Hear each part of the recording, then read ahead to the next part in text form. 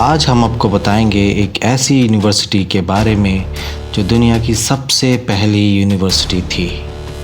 जैसा कि हमने सुना है कि दुनिया की पहली यूनिवर्सिटी बोलोग्ना यूनिवर्सिटी थी, जो कि इटली में 10वीं और 11वीं शताब्दी के बीच में बनी थी। 12वीं शताब्दी में ऑक्सफोर्ड यूनिवर्सिटी और फिर 13वीं शताब्दी में कैम्ब्रिज यूनिवर्सिटी बनी। लेकिन इन सबसे पहले 5वीं शताब्दी में भारत के बिहार राज्य में एक यूनिवर्सिटी थी जिसका नाम था नालंदा यूनिवर्सिटी। नालंदा 3 शब्दों से मिलकर बना है, ना, आलम और दा, जिसका अर्थ होता है कभी न रुकने वाले ज्ञान का उपहार। यह यूनिवर्सिटी अपने 10 किलोमीटर के दायरे में फैली हुई थी, जिसकी स्थापना गुप्ता साम्राज्य में हुई थी, जो कि एक हिंदू साम्राज्य था। इस यूनिवर्सिटी में एक यूनिट 36 कमरों का बना होता था और एक कमरे में एक स्टूडेंट रहता था, जहां इनके रहने की और पढ़ाई की हर एक सुविधा उपलब्ध थी। यहाँ स्टूडेंट्स को बहुत सारे विषय की शिक्षा दी जाती थी, जैसे कि लिटरेचर, थियोलॉजी, फिलॉसफी इत्यादि। इतिहासकार बताते हैं कि यहाँ एक 9 मंजिला लाइब्रेरी थी, जिसमें 90 लाख से भी ज़्यादा बुक्स और पांडुलिपियाँ थीं। इस यूनिवर्सिटी में एक बार में 1500 टीचर्स पढ़ाया करते थे और करीबन 10,000 स्टूडेंट्स पढ़ाई करते थे।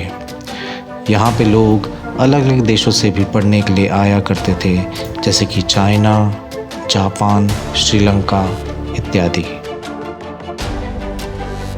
इतिहासकारों का कहना है कि नालंदा में कुल 3 बार हमला हुआ।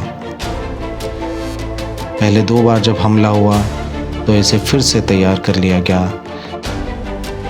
लेकिन जब तीसरी बार हमला हुआ उसने नालंदा के अस्तित्व को ही खत्म कर दिया।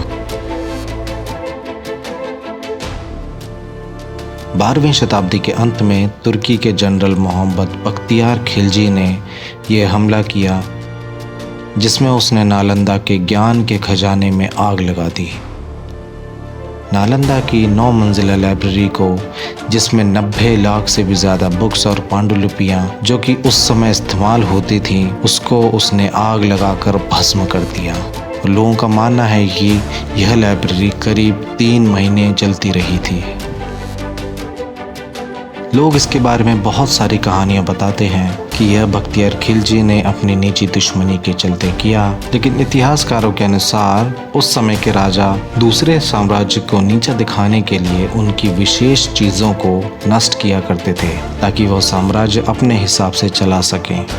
यह उस समय के राजाओं के लिए आम बात थी, लेकिन इसी के साथ पूरे भारत ने अपने सबसे बड़े ज्ञान के भंडार को खो दिया था। लेकिन क्या आप जानते हैं, 2006 में डॉक्टर APJ अब्दुल कलाम जी की पहल के द्वारा इसे फिर से तैयार किया जा रहा है और अब इसे नई नालंदा के नाम से बनाया जा रहा है, जो कि पहले वाली नालंदा यूनिवर्सिटी से कुछ ही दूरी पर स्थित है।